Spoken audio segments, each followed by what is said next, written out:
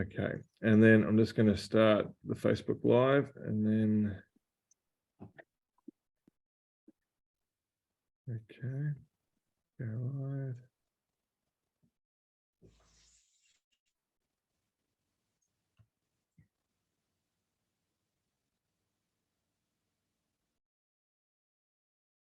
Something's going on here.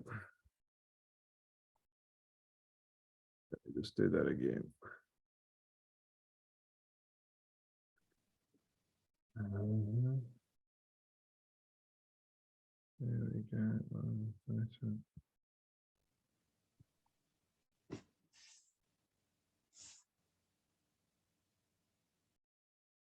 Yeah, on your page. Okay, cool.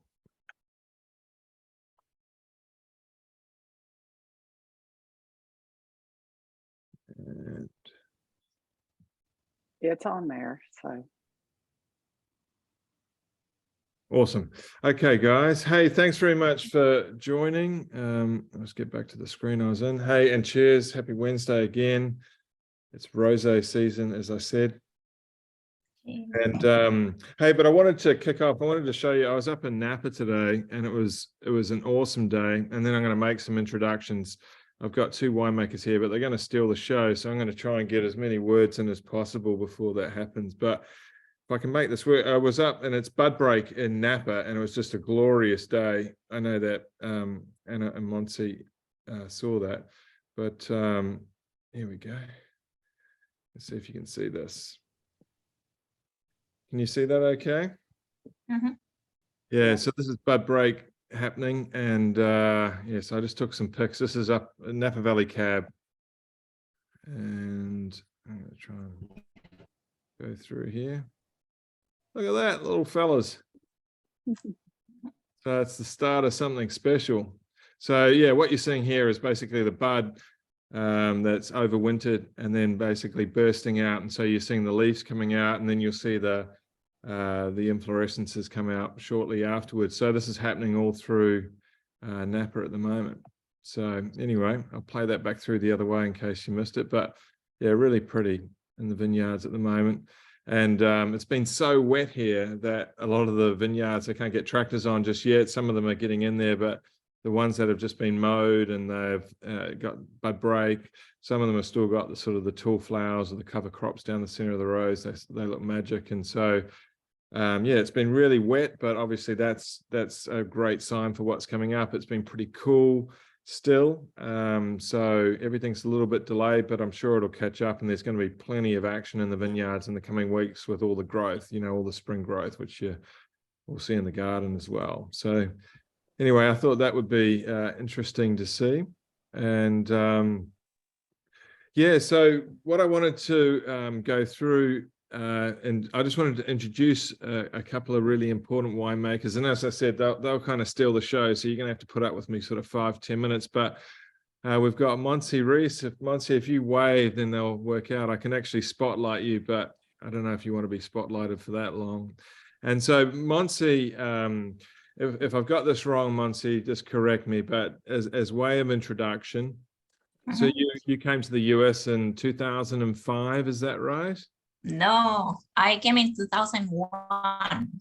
Oh, in 2001. Okay. Yeah. All right. And then I came permanently to live, but previously in 1998 was the first time I came as an intern to work in harvest. Yeah. Okay. Oh, cool. All right. Well, I'll scrap those notes that I've got, and I'll let you outline it. Yeah. But you're originally, if I got this right, you're from Tarragona in Spain, Catalonia. Okay. Yeah, that's correct. I'm originally from Tarragona, a city south of Barcelona, and yeah, I came here in the US in 1998 first, and permanently in 2001. Okay, and you're obviously making wines with nakedwines.com, and then also your full-time day job is at Pedroncelli, yeah? Yes. In the Dry Creek. Yeah. Yeah. My full time is in a little winery, Italian winery in Dry Creek Valley that is called Pedroncelli. Has been there for 100 years. Wow. yeah, is one of the oldest. There is a bonded winery 113 in California.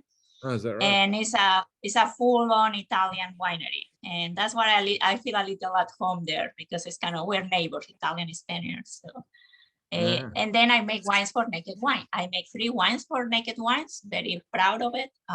Cabernet Sauvignon, Zinfandel, and a red blend, all from Dry Creek, and I think they're a good representation of what the valley is about. Oh, awesome. And so many of you know I make a wine out of a region called Montsant in the same area. So that's about, what, 20 minutes from the city of Tarragona? Yeah, very much. And I actually work, when I was in Spain, when I was a student, I work at the Conca de Barberá that is next to.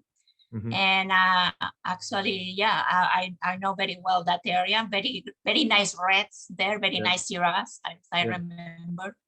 And I have very good friends working there that we studied together. Oh, very cool.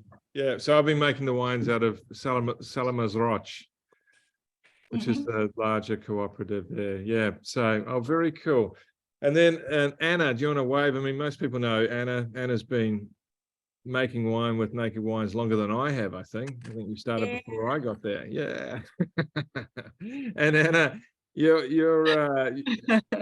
day job is obviously Naked Wines, but then also you've been the director of winemaking at Artesa in Caneros, Napa Caneros, yeah, for what, 10 plus years? 10 years. I just celebrated I started as assistant winemaker, so I just celebrated my 10th anniversary on April 1st, being here at Artesa, which is a Catalan owned winery, so it's full circle. Yeah, this is the interesting. And so you started making wine then when you were about 12, is that right? Because yes.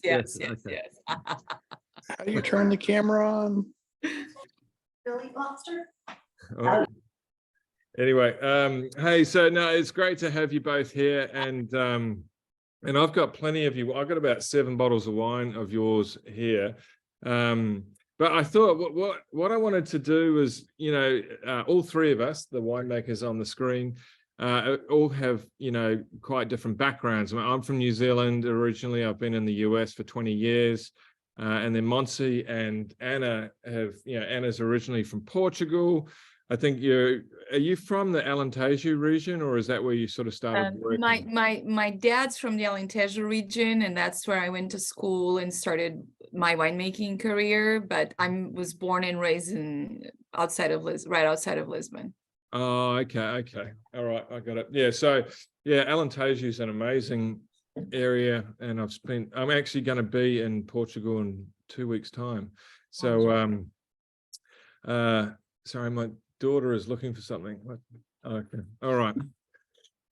That's what happens when you work at home, right? So, hey, but anyway, hey, before these guys get into it, I just wanted to say that there's a ton of different wines that are coming out. I've got probably the most wines on the site I've ever had. I think these are Matt Parish wines, and I think there's probably at least 15 wines there at the moment. Obviously, there's sort of the trusty Napa Cab, but we're going into rosé season, and in the next couple of weeks, you're going to see all 3 rosés I do. So the Contra Costa, which is a Mourvedre Carignan. So if you're looking for a softer, I'd say like a Provence-style rosé. I hate comparing to regions outside sometimes, but yeah, so it's like the acidity softer, so it's just a really lush, plush, summer rosé, and it's in my signature millennial pink color that you'll see in all the rosés. My Anderson Valley, so that's basically taken off an old planting of the Beaujolais clone. It's a little bit more brisk in acidity, crisper. And so I think this pairs a lot really nicely with, like seafood, oysters, those kinds of things where a little bit of acidity kind of cuts through those sort of flavors. And then the last rosé is the Caneros, which Ana will know way too much about, but so it's a Caneros in the Tiffany blue. So the thing is I can't say it's Tiffany blue for obvious reasons, but you can give this bottle to someone and say, I just got you a little something from Tiffany, that was kind of the plan. But hey, your labels are pretty interesting, guys. I know that you tried to copy what I was doing out of Portugal, Ana, so we'll start with Montse. But you know, Montse, what's the story here? Like, where does this label come from? Well, when I start making wines for Naked Wines, they asked me to be very personal with the label, as I am with the wine. And I couldn't come out with anything, but as you can see in the back of my house, I love to paint. It's a hobby of mine. This is what I do when I don't do anything else. And I got a little painting that I painted like 20 years ago, probably when I came to the United States to live. I think as a maybe homesick type of painting of my town. And it's a very loose rendition of my town. Yeah. Actually, all my 3 wines together is the full painting together. Oh, I didn't But get long story short, this is the little painting that I did, and that's where the label comes from. I don't know if you can see it, but that's it. Hold it That's still the for a story. second, Montse. Hold it still for those Yeah. with eyesight chat. Yeah, but that's cool. I didn't realize. I've actually just done that myself in front of me. Just put those together. Yeah. All three wines together is the full painting. Ah, very cool. Yeah. Very cool. And Ana, you know, obviously, you know, there's a bit of competition between your label and mine, and I can see in your most recent labels, you're starting to really try and arc it up, like it's getting a lot more. Yeah, what's the story here? So it's very similar to what Montse was saying. I've been making wines for Naked since right at the very beginning, since 2012. And in the beginning, it was a partnership with another winemaker, with Sarah, under the SNA. And then when I started, Sarah left the project and I started making the wines on my own, I wanted to be a very personal kind of, you know, story. And the first thing that came to mind were Portuguese styles. And if you've been to Portugal, you've seen them everywhere. Particularly, I think in Lisbon is the area where I think you find more tiles. And those styles are chosen very personal. So the one from the Moon Mountain is actually a tile from a church in the neighborhood where my mom and my grandmother were born and raised. So there's like little touches that connected to them. I just bottled the wine today, a new Cabernet from Alexander Valley. And that label is a tile that I actually saw on the street about a year ago, walking in Lisbon, took a photo and like, wow, this is beautiful, and decided to turn that into a label. So there's a story behind them, but there's also a visual connection that I have with the label. And obviously working with a lot of Tempraneos here in California and now in Portugal too, wanting to kind of tie in all my Iberian story. Very cool. Very cool. Yeah, no, they do look good. You know, I might have grabbed a little bit of artistic license when I did mine years after you did yours, but anyway, that's the way it all rolls, you know. But I have trademarked it, and so you might have some challenges going forward, Ana. Yeah, sorry about that. I was just checking the chat, so everything's good. One person, yeah. So basically, yeah, one comment on the rosés is they're in a fresh, clean style. It's not that sort of sickly sweet, you know, candy floss kind of rosé of old. It's definitely crisp and fresh. You know, the Contra Costa Mourvedre Carignan-has got a bit more sort of sweetness, so to speak. But the other ones, yeah, very clean and fresh. And yeah, everyone's super excited to see both of you. It looks like a lot of people have been to both Artesa and Petruncelli, some of them quite recently. So you've got a few fans there, which is no surprise, of course. But hey, so I think why don't we taste through a couple of your wines, Montse? And I think the really interesting is, like, yeah, tell us a little bit, how did you get into this whole winemaking racket? But also, you know, what have been the, you know, you obviously got a unique background, and, you know, how does that play into, you know, how you make the wines or the styles that you're trying to make? You know, I mean, I think Petruncelli would be, you know, it's an old winery, so it's probably got an established style. So with your own wines, do you get more opportunity to make what you want? Would that be fair? Yeah, it is fair, and it is, and that's why Naked Wines is such a great opportunity. You can you can put your voice and your personality in the wines that you're making. Know that predominantly they're also part of me and they're part of who I am, because they're pretty old style. They're pretty European type of wines. They have been there in making those wines for almost 100 years. There's 95 years already there in the valley.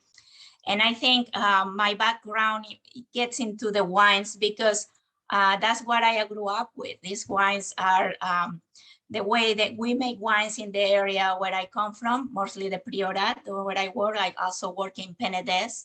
And I like the way the reds are treated. I think there really is an old style, new style treatment and a style on red wines. And for my wines, I always try to pick the grapes by taste.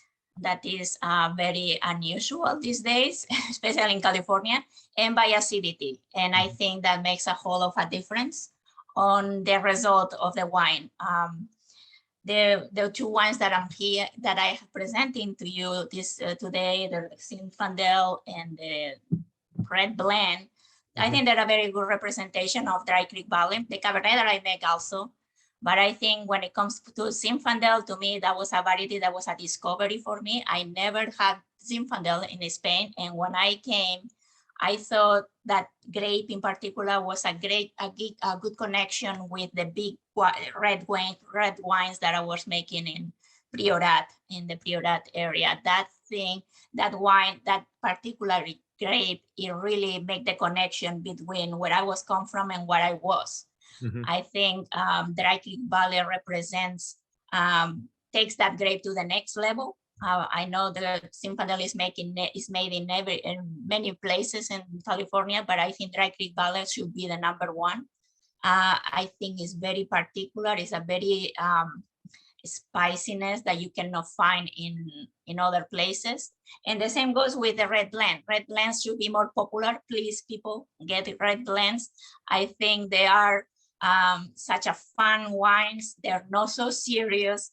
But you know, in Europe, red blends are the most popular wines instead of single vineyards wines here.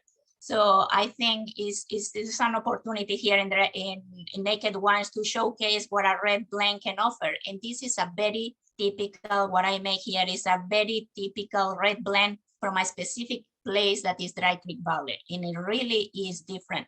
I use the grapes that I have available there that are Sangiovese, Merlot, and Syrah mostly. And I think they showcase that spiciness from the valley that you don't have it in other valleys. I think we have a very interesting soil composition there that you don't have in other ones. We're nested also between two valleys, Russian River and Alexander Valley, and we're very tiny. We're only 16 miles long. So I think they're really unique. Everything from Dry Creek Valley is really unique. I'm sorry, I'm biased, but it really takes them apart from other areas. And we're also very unknown. And I hope Naked Wines serves as a launch for the valley, and people know a little more about this tiny place in Sonoma. And what do you think, like, so the big varieties, I mean, Penedès makes more sparkling wines, Yes.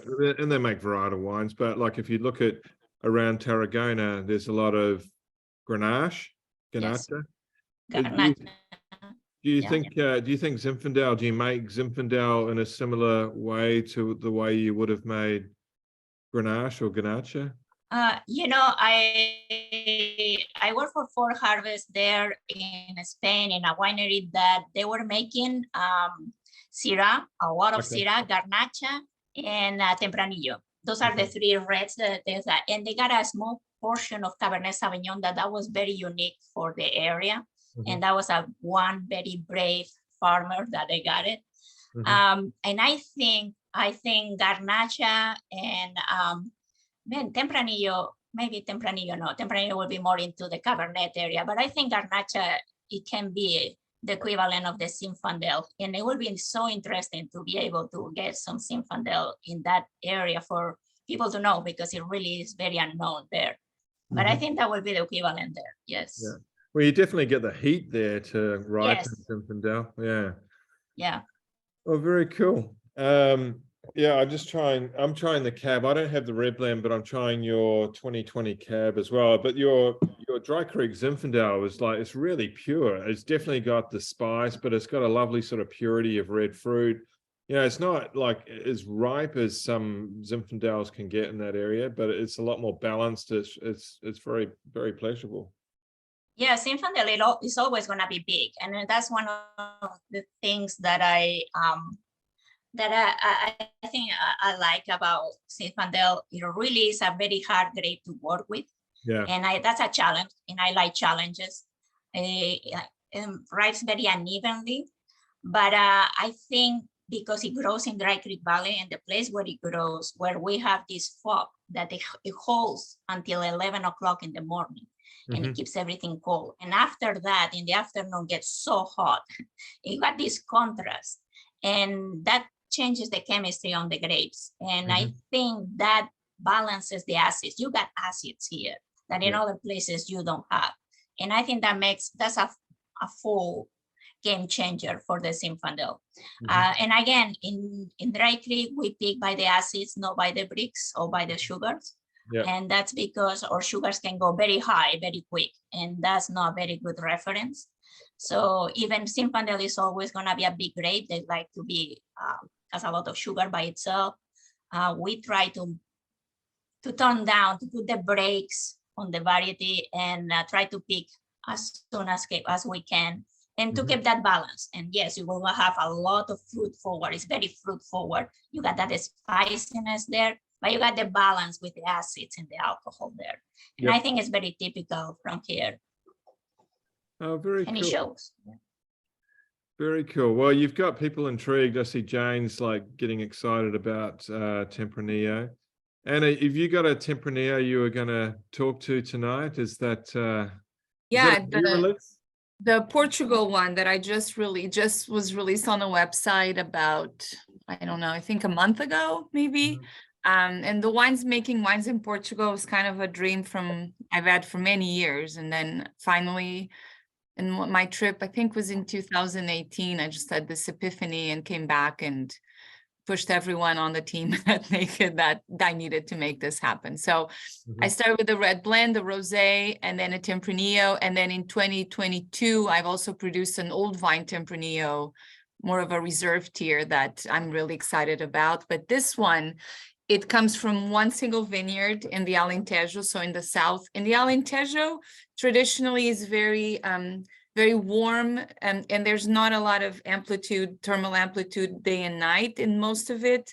But this one vineyard is towards the south of the county, let's say it. And there's a big mountain range that really moderates temperatures. And it's very similar to what Montse is saying. It gets very warm during the day. And then because of that mountain range, it gets probably 15 to 20 degrees cooler in that region, in that specific area, than the rest of the AVA.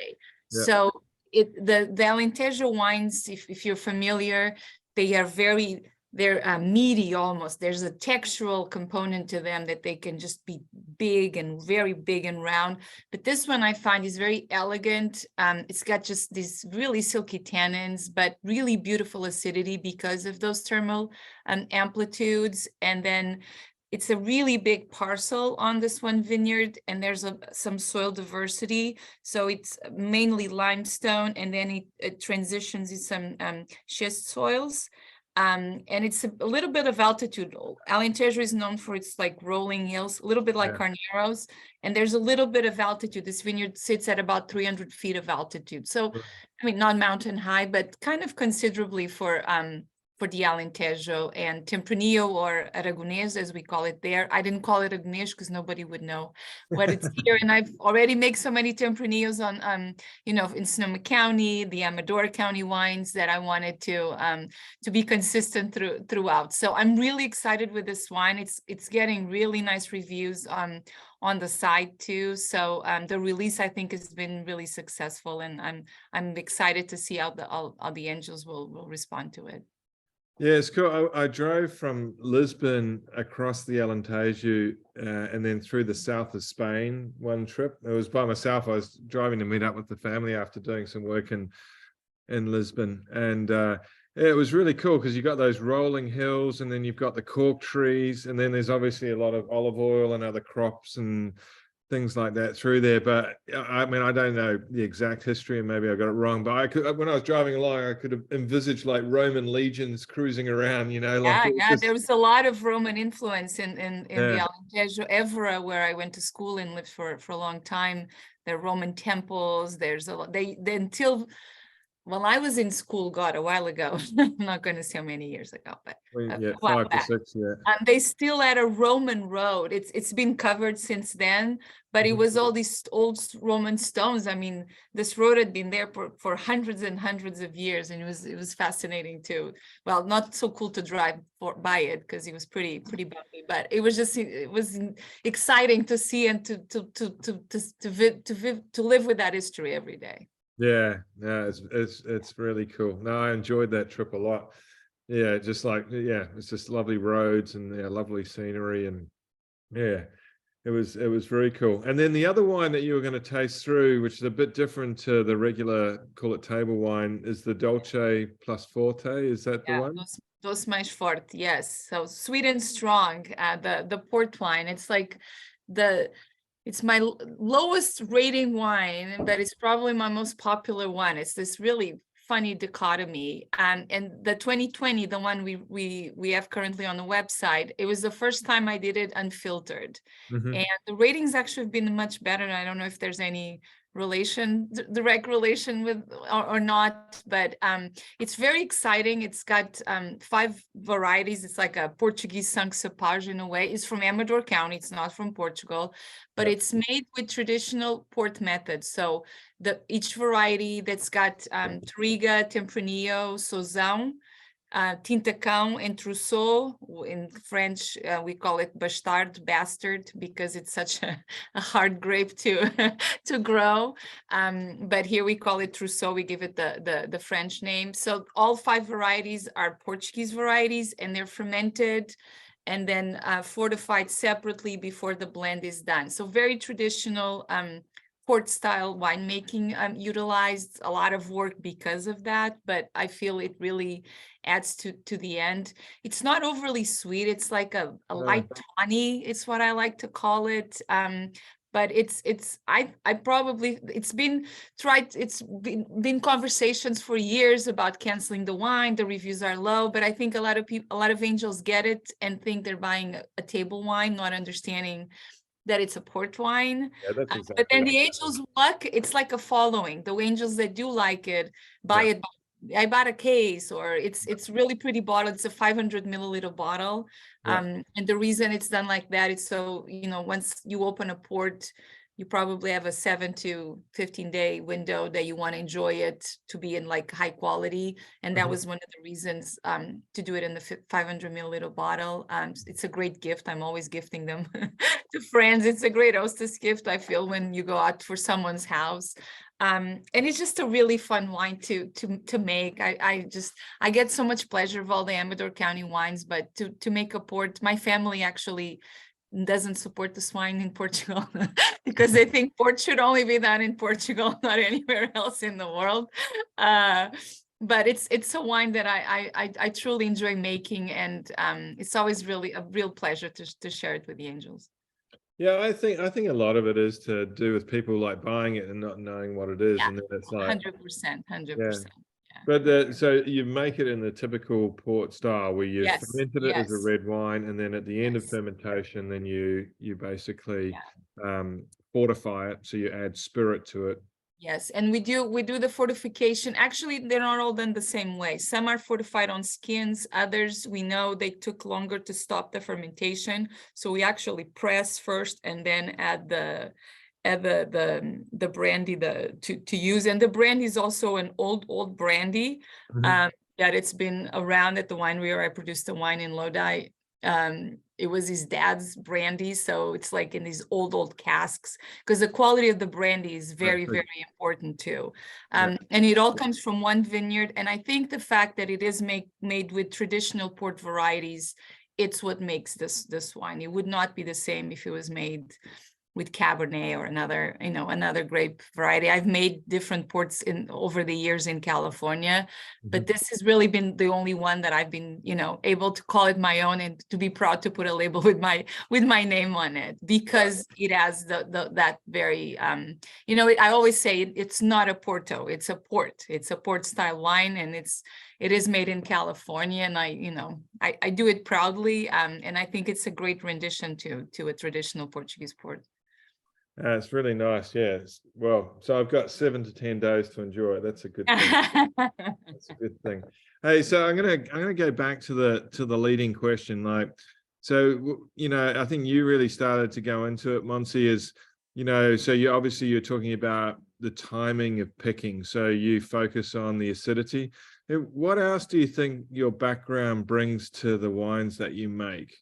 Like, what do you think that what's if you were, call it, raised in California versus the background you do have, how do you think you approach winemaking, or you make wines differently? Is there anything that kind of makes your sort of style distinct? I mean, obviously you're both like phenomenal winemakers, but there must be some angle that kind of sets you apart. I don't know. I think after all the years working here, I think some people told me that I'm very old school in my winemaking. Yeah. I think the whole thing with the picking by the acids, I think it has been a necessity of the times too, because of the continuous warming and these huge droughts that we're having. It really is hard to try to pick based on sugars when you have such a huge heat waves hitting you during harvest. It's no longer a reference, and it's happening in Spain too. So that is also a way of necessity. I believe my winemaking is very straightforward. I don't like to do too many how would you say it? Manipulations, if you think. I like very straightforward. I'm very straightforward. I ferment the best that I can. I try to use always native yeast if I can. If not, I will try to find it with finish the wines with commercial yeast. And once it's done, barrel, and once in the barrel, I forget about it. Besides the toppings, I don't touch the wine. And I'm very simplistic in my winemaking, but I think less is more when it comes to winemaking.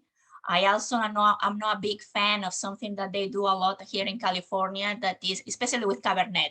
I didn't bring Cabernet because it needs a show on its own, but I think Cabernet in California, they let the Cabernet hang too long in the vine for my taste, for my preference. I like to pick the Cabernet earlier than the Californians do. And I think that way you keep more of the varietal flavors of the Cabernet. I feel a lot of Cabernets in California lose some of the characteristics of Cabernet because of those longing times just to concentrate the color and concentrate.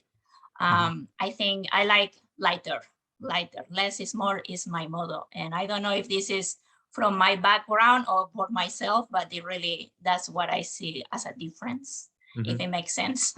Yeah, no. And like, I mean, obviously, you both come from countries where food is a huge part of the wine experience, so, if you were going to pair, for example, your red blend with, is it Jamon Iberico? What do you pair these wines with? Like, if you had sort of the ideal pairing, like, is there something around the food that influences how you make the wine?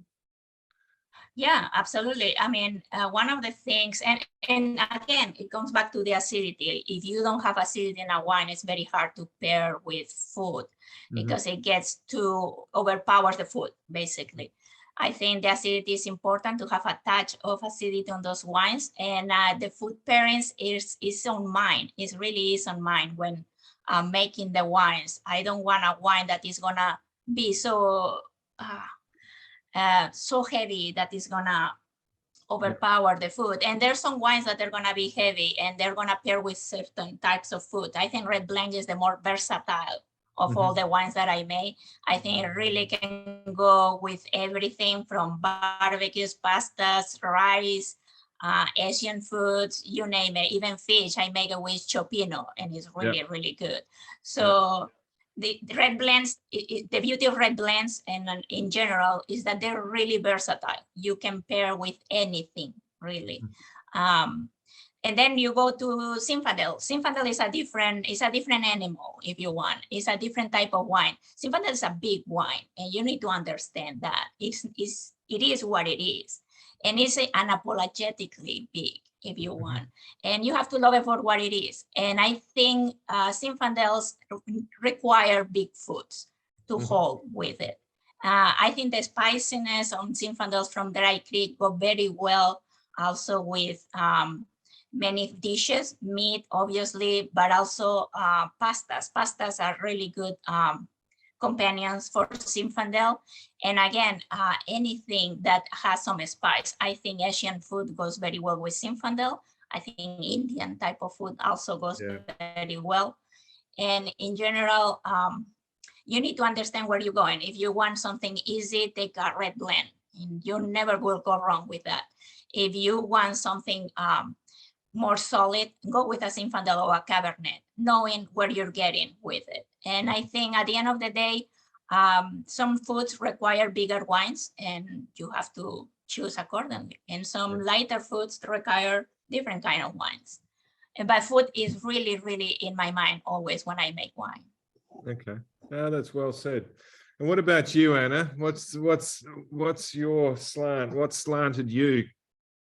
I'm so mixed right now. I don't even know anymore from having, I feel like obviously my training was all done in Portugal and it has that more traditional sense. But then when I came here, I was really taken by the technological part of winemaking that didn't exist as much in Portugal. So I feel I'm a very hybrid winemaker, that I do like to use technology. I'm very curious. I do a lot of trials. If you ask my team here at Artesa, way too many. I'm part of this research group now, and I love to try things. I just like Montse, I definitely have food in mind when the wines that I make. I don't want the wines, I want them to be able to shine on their own, but also to always complement with food. I want to kind of have those both ranges. I'm a very textural winemaker, both in whites and reds. I'm not as low intervention as Montse. I do intervene a lot. I do taste a lot, and if I feel like tweaks are needed, I definitely do them. I feel like a wine that I feel no tweaks are needed means that vineyard is incredible, and that also very vintage driven. Like 2021, I feel was one of my favorite vintages in probably the last 10 years. I really didn't do a lot with those wines. 2022 is the opposite. I think it's a vintage that winemakers are intervening a lot because of the heat, the drought. I mean, I play very much with what the vineyard gives me, the vintage gives me, but definitely texture. I'm very textural. I play a lot with lees, adding lees, and I really like to play with that. And I love to play with terroir. Like I love playing on one end. My wines are these Portuguese homage, or this homage to Portuguese varieties. And I love making Tempranillo, in Sonoma Valley, in Portugal, and then in Amador County, and see how the same grape has all these different nuances. And then I'm making different Cabernets from Sonoma County, even Mendocino. And I just love to see how the grape, behaves in this particular vineyard, this particular terroir. It's pretty fascinating. But I think I mix both that kind of old world teachings with this new world learning, and kind of combine both things in my wines. To fuse them, yeah. Yeah. There's one question came up for you. Yeah, do you see a future for developing California ports? Well, fortified wines. No. And that's it's not because they're not good, because there's certainly No. some really good ones, Yes, but it's yes. just basically port is sort of owned by the port producers of Portugal. Yeah. Well, you cannot even, unless you're what's called grandfathered in. So before the law was put in by the Porto Institute, you can't call port, you can't put port on your wine. So like the port I make, I can't even say port style wine. It's a fortified wine. So there's a lot of rules. I mean, there is, there are a lot of fortified wines. I think some better than others. But I don't see it as a segment or a wine style that was gonna at a big development. Like sparkling wine 10 years ago was small, and it's grown exponentially in California. Yeah. You really see there's an appeal for that. But with fortified wine, I think it's such a niche that I don't see that growth. There is potential. But for instance, it's the opposite, because with port, you want to let it hang, you want to really develop those flavors. And with global warming, that's probably not the direction we want to go. Sparkling is a much better bet because you're picking earlier. And so you're avoiding some of those heat spikes you might get in, like, seems to be around Labor Day every year now. Right.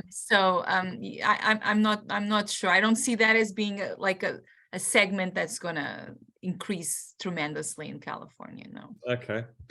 That's cool. Another question, Montse, how do you choose the varietals that go into your red blend? And is it based on a traditional sort of blending percentages, or is it vary every year? So, like I said, red blends are, you use what you have around. And I have available certain grapes that they grow around in Dry Creek. And those are the grapes that I use. Dry Creek is known for Zinfandel. I got a touch of Zinfandel. I got Merlot, Sangiovese, and Syrah. There is some Sangiovese because I work for an Italian family that got a lot of Sangiovese and lets me use some for my blend. And it really, a red blend is that casual about it. But also reflects the area. Those are the grapes that are growing that area, and you choose those grapes because they're available, and reflects also where they come from. And Sangiovese is very popular here in Dry Creek too, and it's a big component. I also have a little percentage of port varieties too, but it's in a very small percentage. The main ones are Merlot, Syrah, and Sangiovese, and those are because are the ones that I have available, and that's what I use. If I was in a different area where they got available other grapes, I will experiment which ones I will use, and I will make a blend of it. But that's the beauty.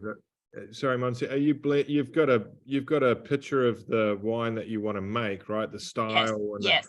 And so you're blending to get that. So the consistent view is what you want to make. The consistency for the blend is obviously when you work with different varieties, nothing great ripes at the same time. So I keep them all separate. They come at different times during harvest, once at the beginning of September, the other ones at the end of September, October, and they ferment separately as if they were wines. Right. And that's how I do it. And then I make the percentages. Always Merlot is my main percentages. My main percentage in my blend, because I like the fruit forward is in a low acidity of Merlot. It makes it very easy and straightforward. But then I add the Syrah. And the Syrah is because that's all the Syrah I have, and it's very tiny percentage, and it goes all straight for my blend. Syrah is very floral, very aromatic, and I really like that touch of. And my third variety is the Sangiovese. Sangiovese, again, because I have it available, but I like the addition of Sangiovese because the acidity that Merlot doesn't have brings it Sangiovese. And also I'll add this cherry, the cherry on the top, because it's very cherry-like, Sangiovese. And I think this combination is very beautiful. A small percentage of port varieties there, I think they add some of more fruit forward too. But I think it's a very fun blend. I always do it the same way, Merlot first, because it's the one that I have more. And also I like the fruit forwardness of it, and Syrah and Sangiovese later. And those are always my three where I play. And every year is a little different, the percentages, just because of how the year is. But that's how I do it. There's no more secret there. Mhm. I hope it answers the question. No, that's great. The other question is that you guys are just producing some, presenting tonight some big throttle reds, like obviously, those are the wines that you lined up for tonight. But is there any delicacy out there? Have you got any whites that you're working on, or is it just guys are just full on red? Is that, I know you make some whites, Ana. What about, what whites are you making for Naked, Ana? So I have rosé from the Lisbon region, so much Right. cooler climate, also very close to the ocean, so really crisp, really, really nice, really beautiful fruit. It's mainly Castelão, which is a very traditional Portuguese variety in the Lisbon region. It's almost like it's a heavier Pinot. It's a very light color, but a little more structure than Pinot, but really perfect to, just like Pinot, perfect to produce very elegant rosés. And then there's a little bit of Touriga and Tempranillo in it. But in 2022, I've produced for the first time a white from Portugal called a variety called Fernão Pires. So aromatic white that I really, really love. Just very, very clean, very crisp, super aromatic. And it should be, I think, released later in the year. But in California, 100% reds. Right. Fernão Pires. Yeah, I work with that in Lisbon too. Yeah, it is a really interesting variety, and as they can do it in stainless, or some of them put it to barrel even and blends, and yeah. This is 100% stainless, no ML, but there's a great roundness to it, but obviously crisp, very, very clean. I think, or at least for me, I've done the Verdeo from Lodi for maybe couple years. It didn't do great. Angels could be pretty cutthroat with whites. I feel like reds are always more welcoming, and whites could be a tricky variety. I'm excited. The rosé has been very well received, has done very, very well, and I'm very curious and excited about the Fernão Pires. And then I would love to make a white from the Alentejo in the future too, because Alentejo really is where my heart is in Portugal. And there's really interesting. There's a Portuguese variety there called Antão Vaz. From Vidigueira region that the winemakers that I work with there, they have access to this vineyard of Antão Vaz that I've actually worked with in the past. So I'm kind of crossing my fingers that in the next couple of years I'm able to make an Antão Vaz too for Naked here in California. I think I've said this before, Ana, but we should go around the table one time and just get everyone to pronounce each of these varieties and see what it sounds like. When I first went to Portugal, I spent like the first month just trying to decipher whether they were actually words or they were varieties. I didn't know what people were saying. And then each region's got the different name for the same variety. It's like, just when you think you've got it under control, then you go to somewhere else and it's the same variety you just learnt, but with a different name. That's less easy to say than the last one. So it's intense for us in Portuguese, and so I can only imagine for the rest of the world. Right. Yeah. Oh, that's good. And Montse, you making, so obviously you're doing the 3 reds for Naked Wines, and then outside of that, are you making some white wines as well? Yeah. I'm very proud of Dry Creek Valley is known for Sauvignon Blanc.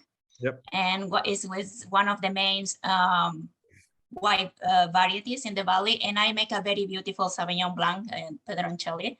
I wish someday I can make one for Naked Wines. I think it's also very one of the easier drinking wines that I make. Also, I make a rosé of Zinfandel, 100% Zinfandel, from the same Zinfandel that I make for Naked. And also I like it because a Zinfandel Rosé has kind of a bad reputation in California, Mhm. but I think it shows is one of the hardest wines to make just because it's from Zinfandel and you have to keep it low alcohol and very fruit forward. And just because of that, literally I have to pick which vines I have to use for the wine. But I like the challenge, and I think the result is a beautiful rosé that it shows the two sides of Zinfandel. Zinfandel can be a huge wine, it can be the Mhm. most delicate also. Yeah. And I wish someday, please Naked, let me make a rosé of Zinfandel so I can show you the duality of the variety. And I would love to. And I would love to also make a white wine from Spain. I work in Penedès, Uh-huh. and I fell in love with Charello and Macabeo. Uh-huh. And that would make a very beautiful whites, and that would be another treat that I would love to someday in the future. Well, Macabeo is the core, one of the core varieties to Cava. Is that right? Yes, Yeah. they are. But Yeah. they make very beautiful single wines and Okay. very aromatic and Okay. very interesting. Well, cool. I mean, the US has got a long history with Zinfandel Rosé being white Zinfandel. So Yes, similar to yes. port, that's going to be a tough road to plow, but I mean it. but Or- you'll get there, I'm sure. Yes. Well, very cool. Hey, I wanted to thank everyone for coming along. Thank you, Elizabeth, for helping out, and particularly thank you to Montse and to Ana for joining us. It's been really fun. As I said, you know, these guys are phenomenal winemakers and good fun to boot. And yeah, and so we'll join you. I'm not sure what's going to happen in May. I might go back to New Zealand for a week in May, and I think the timing might overlap with this. So I'm going to have a look at that. But either way, I'll try and make it for May. If not, it'll be June. By then, we'll be really starting to sharpen the tools ready for harvest. And yeah, we'll be the last of the summer holiday and then basically cracking into harvest, which I'm sure is going to happen sooner rather than later. But anyway, hey, cheers to you all. Thanks again for joining. Cheers. And Cheers. yeah. Thank you. Thanks, Matt. Cheers, guys. Thank you, Matt. Cheers. Thank you, everybody.